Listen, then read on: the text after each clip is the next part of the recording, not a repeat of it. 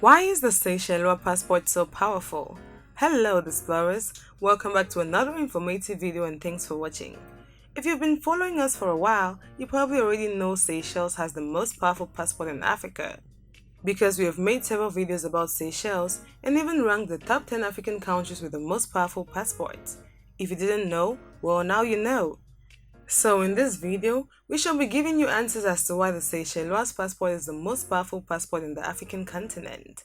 To begin with, the strength of a passport is determined by the degree of travel freedom it gives its citizens to travel to other countries both visa-free and visa upon arrival.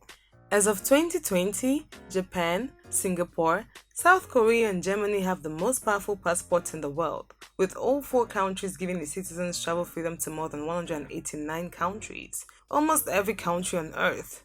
With regards to Africa, one would think that the countries with the biggest economies on the continent like Nigeria, Egypt and South Africa would have the most powerful passports, but unfortunately that is not the case.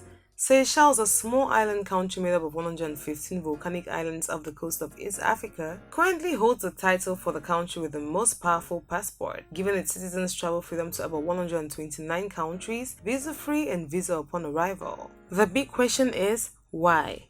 Why does such a small country with less than 100,000 people have such a powerful passport? The answer is pretty straightforward. Because Seychelles is the most developed country in Africa according to the Human Development Index. Before we go ahead with the detailed answer to that question, if you are new here, welcome. Be sure to subscribe and turn notifications so you don't miss any of our videos. To begin with, let's look at development. How developed a country is will directly affect the strength of its passport. Most people think a developed country is one with skyscrapers and beautiful roads. Yes, those are important, but development does not limit itself to buildings. Now the question is, what is a developed country? A country can be considered a developed country when it is technologically advanced, with good systems, has modern infrastructures, and good standard of living. Developed countries are determined by the Human Development Index. Human Development Index is quantified by looking at the country's human development such as healthcare, education, economy, standard of living, and life expectancy. HDI is set on a scale that ranges from 0 to 1, with 4 different classifications.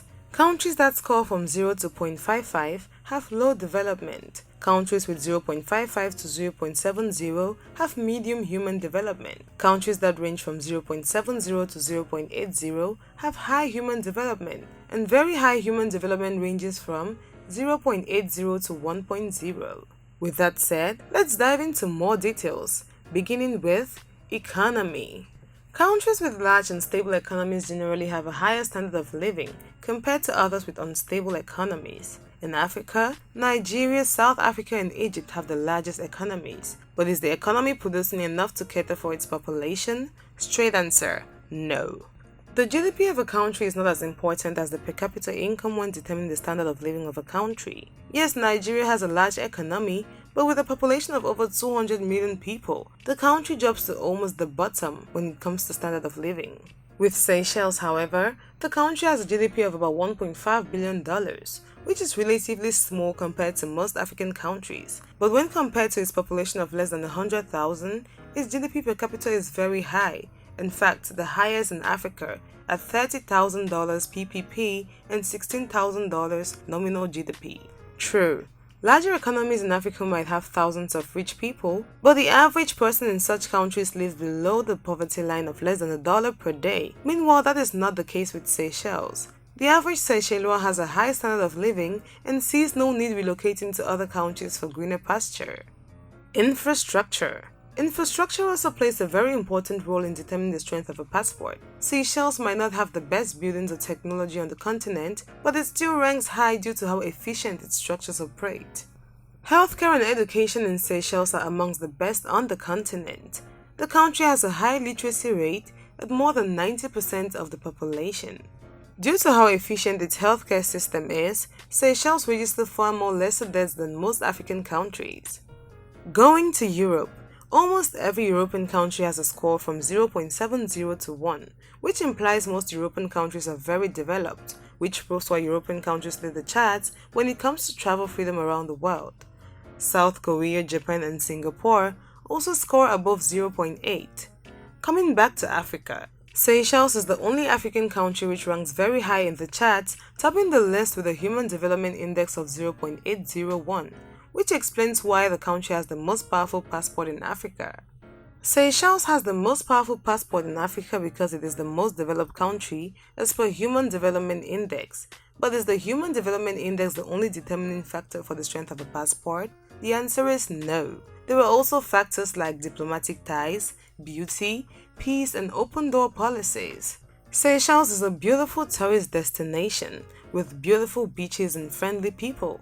Due to the fact that it is one of the most peaceful countries in Africa, it is a hotspot for tourists from all around the world. And every country that effortlessly attracts a large number of tourists, most often than not, has very powerful passports. Because if these countries can attract a large number of visitors, then there is something good about such a country. However, due to how difficult it is to become citizens of those countries, it makes it difficult for foreigners to stay. Typical examples of such countries are the United Arab Emirates and Singapore.